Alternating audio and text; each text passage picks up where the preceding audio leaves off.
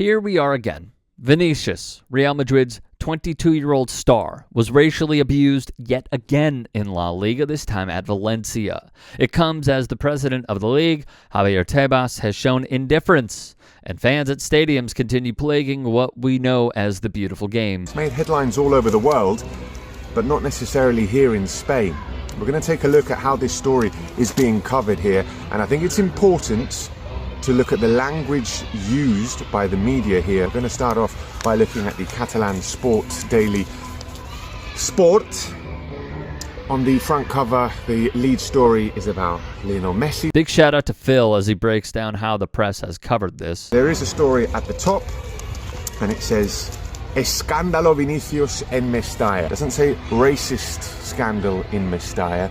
Doesn't say Vinicius suffers racism once again scandalously in Mestalla. It says Vinicius scandal in Mestalla, almost putting the blame on him. It is a pathetic display from the local papers, and it would only continue. This is Marca. This is the best-selling sports paper in Spain. Their headline is Puro Madrid. It's because Real Madrid's basketball team won the EuroLeague. En todos los líos, it says here, in all the problems.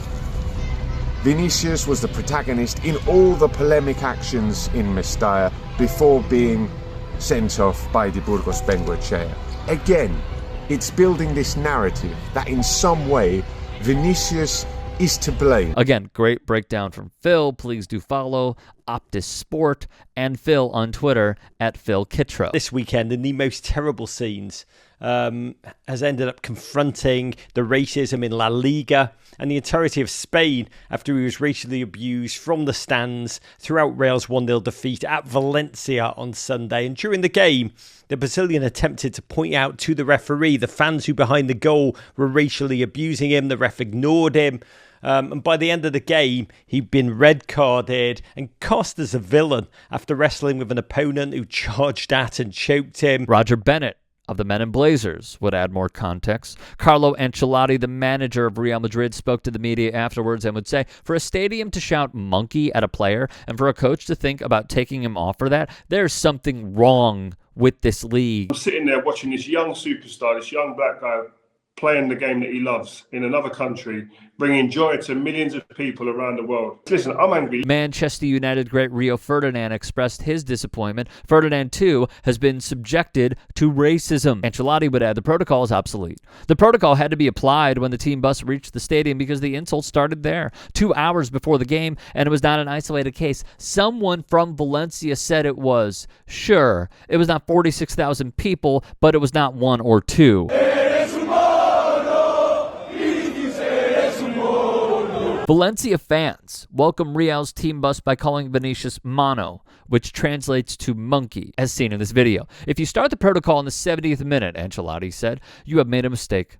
It has to start 2 hours before the game and then during the game. It's obsolete. Yes. We need to come together, even the players that from past, and have a unified approach at this. The only way that people are going to listen is if players just step away from games and say, listen, this weekend we ain't playing. Until your rules and regulations are bang in place, there's games that are going to be missed in the calendar. Sadly, in years past, Ferdinand, Thierry Henry, and Brazilian great Ronaldinho, to name a few, put out a PSA in collaboration with Nike to speak up and speak out against racism in the stands. Decades later, we're back at square one.